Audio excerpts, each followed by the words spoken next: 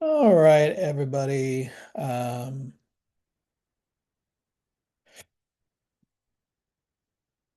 This was more practice of media queries, or sorry, media queries, responsive web design to make, websites work, including some modern things like, dark box or dark mode and things like that. I'm giving you guys, oops, looks like this got backwards. I'm giving you guys a new lab. Um, dates off, but the so this is kind of like, remember how I gave you guys like the candy store and the flower shop is kind of like practice for assignment one, and then I gave the sophisticated website, the clothing website is kind of like practice for your second assignment. Well, this is kind of practice for your final assignment. So last class, or last module, I should say, we discussed responsive. I gave you a blog that kind of, or a lab that goes over the basics of responsive design. This is kind of that, but you are going to build from a mock-up a web page that is responsive. Okay, so I give you all the content. Um, you are going to build out the page from scratch, although it's not overly complicated.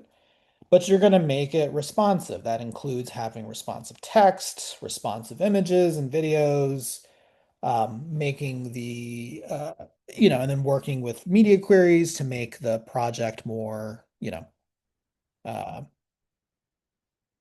responsive. So it's going to look something like this, where it's like, this is what it's going to look like on a desktop with like two columns. This is what it would look like, kind of a medium-sized device, like a tablet or something. And this is how the project should look for like a smartphone or something like that. Okay. Um, I'm giving you guys a while to work on it. So it's the 10th right now. It's not due for about a little less than a month, or um literally like one day less than a month. But this is going to be probably the most complicated lab I've given you, just because it involves so much HTML, CSS, responsiveness, blah blah blah.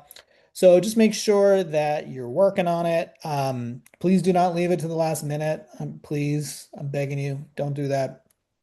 Um, but you can, this will be good practice for your upcoming assignment, which I'm going to talk about literally in the next video where I talk about your final assignment. Okay.